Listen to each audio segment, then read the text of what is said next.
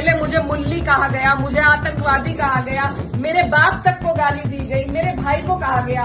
मुझे किसी ने कहा कि अपने पिता की तरह कभी कभी खनक आती है आवाज में, तो मैं वो बात बदल नहीं सकती। मेरे खून में शामिल है, बिरादरी भी खून में शामिल है। आप निकाल लो मेरा खून। जो लोग इस तरीके से समाज को तोड़ रहे हैं, तो वो पहले मेरे पत्थर मारे, मुझे गाली दे, मैं सबसे आगे रहूंगी, लेकिन मैं इस काम से हटूंगी नहीं। भारी मन, नम आंखें और कांपती आवाज से इकरा हसन का दर्द गांव वालों के आगे छलक पड़ा। हाथ जोड़कर इकरा हसन लोगों से गुहार लगा रही हैं कि आलोचना करिए, मगर गाली मत दीजिए। आखिर ऐसा क्या हुआ कि समाजवादी पार्टी की सांसद की आंखें मंच से बोलते हुए भर आईं और लोगों से हाथ जोड़कर वो रोने लगी। कैराना सांसद का ये वीडियो जब सामने आया तो हर किसी के मन में सवाल उठा कि आखिर इकरा हसन इतना भावुक क्यों हो गई और वो किस बात से आहत हैं और इशारों में किस पर आरोप लगा रही हैं। तो चलिए आपको पूरा मामला समझाते हैं। पूरा गांव है हमारा, हमारे पक्ष के लोग भी हैं, विपक्ष के लोग भी हैं। एक तरीका होता है आलोचना करने का, एक तरीका होता है विरोध करने का, और विरोध से किसी को आपत्ति नहीं है। लेकिन जिस तरीके की भाषा का उपयोग किया गया, जो चीजें कही गई धर्म के ऊपर, बिरादरी के ऊपर, महिलाओं के चरित्र के ऊपर, क्या हम पूरे देश में ये संदेश देंगे कि ऐसा हमारा समाज है, ऐसा हमारा इलाका है? ये मेरा आप लोगों से सवाल है। मैं जब चुनाव जीती थी तो मैं इतनी खुश थी, इसलिए नहीं कि मैं जीती, इसलिए कि मुझे सर्व समाज ने, सर्व धर्म ने, सर्व जाति के लोगों ने मुझे अपना वोट दिया था। मेरे लिए उससे बड़ी उपलब्धि जीत की नहीं थी। और हर जगह आप देखेंगे, अगर मैंने कई बार ये बात कही कि मेरे लिए सबसे बड़ी उपलब्धि ये है कि मुझे सबने वोट दिया, सबने अपना आशीर्वाद दिया, अपनी बेटी माना, अपनी बहन माना, और आप सभी मेरी हिम्मत हो। आज अगर इस तरीके की बातें हमारे क्षेत्र से उठेंगी तो मुझे बहुत तकलीफ हुई, शर्म आई मुझे कि मेरे अपने, जो मेरे मामा हैं, नाना हैं, भाई हैं, आज उनके बीच में ऐसी बात हो रही। और ये सिर्फ मुझे गाली नहीं है, मेरे इलाके की, मेरे समाज की, मेरे इस इलाके की जितनी भी बेटियां हैं, जो मुझे ये आके कहती थी कि दीदी हम भी आपकी तरह आगे बढ़ेंगे, हम भी आगे निकलेंगे, उन सब के कदम इससे डगमगाएंगे। और मुझे ये बात बर्दाश्त नहीं। मेरे पे तरह तरह के सवाल उठाए जा रहे हैं। मैंने कभी धर्म की राजनीति नहीं करी, कभी जात बिरादरी की भी नहीं राजनीति करी। मेरे लिए सब मेरे अपने हैं। जहां जिसे मेरी जिस वक्त समस्या होगी, जिस वक्त मेरी जरूरत होगी, मैं वहां पहुंचूंगी। मेरा परिवार बहुत सालों से, लंबे अरसे से राजनीति में है, आप लोगों के आशीर्वाद से। और हमारे वहां पर बाबूजी हुकुम सिंह जी का परिवार और हमारा परिवार लगातार राजनीति में रहा। कभी वो जीते, कभी हम जीते। लेकिन मैं आज उन्हें नमन करते हुए आपको ये बताना चाहती हूँ, कभी ऐसा नहीं हुआ कि किसी ने किसी पर व्यक्तिगत टिप्पणी करी हो, किसी ने किसी को इस तरीके की ओछी बातें कही हो। तो वो एक राजनीति का स्तर था। और आज जो राजनीति का स्तर हम लेके आ रहे हैं, मेरे काम हो सकता है लोगों को पसंद ना हो, बिल्कुल 5 साल बाद मुझे आपके बीच में आना है। मैं किसी आपकी कसौटी पे खरी नहीं उतरी, मैं वोट मांगने की भी हकदार हूं, और आपको देना भी नहीं चाहिए। लेकिन अगर कोई आपके इलाके से कोई लड़की अगर हौसला कर रही है, आगे बढ़ रही है, तो क्या उसे गालियां मिलनी चाहिए? क्या मैं आपके समाज की बेटी नहीं हूं? ऐसी बातें रोज देख कर कि इन्होंने तो धर्म बदल लिया था,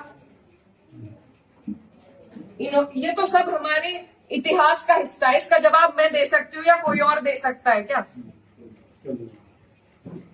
मुझे किसी ने कहा कि अपने पिता की तरह कभी कभी खनक आती है आवाज में, तो मैं वो बात बदल नहीं सकती। मेरे खून में शामिल है, बिरादरी भी खून में शामिल है। निकाल लो, आप निकाल लो मेरा खून। लेकिन इस तरीके से ना तो मेरे समाज का, ना मेरा, सर इस तरीके से ना झुकाओ सारी दुनिया के सामने ही, मेरी आप सबसे अपील है हाथ जोड़ के। मैंने कभी नहीं कहा, कभी नहीं करी मैंने धर्म की राजनीति, ना मैं करूंगी।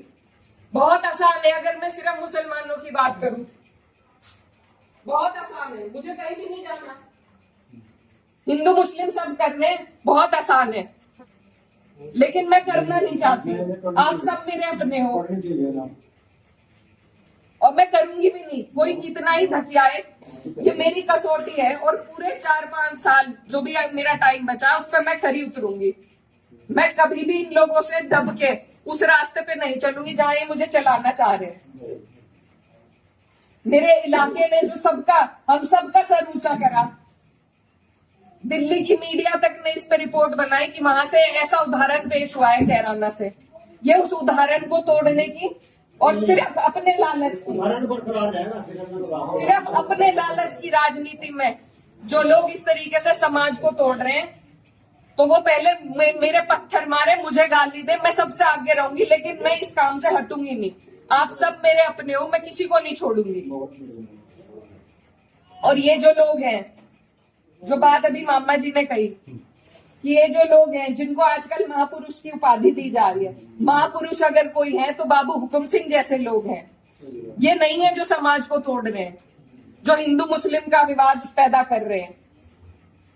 हमारा ये गांव, आसपास का जो इलाका है, सबसे पहले अपना पड़ोस होता है, बाकी चीजें बाद में होती है। और जब पड़ोस में ही इस तरह की नफरत भर दी जाएगी, बो दी जाएगी, तो बताइए हम कहाँ जाएंगे।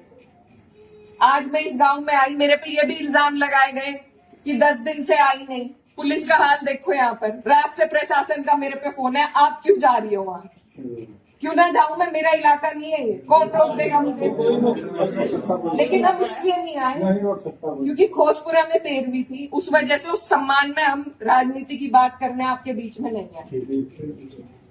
लेकिन हर बात के विवाद बढ़ाना, इल्जाम लगाना, आज आपके बीच में आके धरातल के जो हालात है वो भी सामने आए। आप लोगों ने कई बातें बताई, कमेटी को लेकर बात बताई, वो सब भी जांच का विषय है। लेकिन फिलहाल जिस पे उंगली उठाई कि इस बच्चे ने ये करा, क्या वो बच्चा जेल नहीं गया? उसके गार्जियन भी गए। अगर मैंने हिमायत करी, आप मेरे 10 जुत्ते उठा के मारो। उसी दिन वो लोग जेल गए, उनके गार्जियन जेल गए। और अगर और भी कोई होता, कोई भी हो, मुस्लिम हो, मेरे परिवार का हो, मेरा सगा हो, कोई ऐसी हरकत करेगा तो उसे सजा मिलनी चाहिए और कड़ी से कड़ी सजा मिलनी चाहिए। ये प्रशासन आपके बीच में है, आप इनसे पूछ सकते हो। अगर मैंने हिमायत में किसी से भी फोन करा हो, मेरा सवाल माननीय पूर्व सांसद जी से है, क्या वो अपने समर्थक का खंडन करेंगे जिनसे वो मुझे गाली दिलवा रहे हैं? क्या उनके घर में बहन बेटी नहीं है? सही है जी सवाल। मेरा सवाल सीधा सिर्फ उनसे है कि उनका अत्यंत नजदीकी समर्थक, पहले मुझे मुल्ली कहा गया, मुझे आतंकवादी कहा गया, मेरे बाप तक को गाली दी गई, मेरे भाई को कहा गया। जो लोग ये पूछते हैं कि मेवात वालों को माफ कर दिया था और उसे क्यों नहीं माफ किया, उन्हें मैं ये बताना चाहती हूँ कि ये पहली घटना नहीं है, ये पहली नहीं है घटना।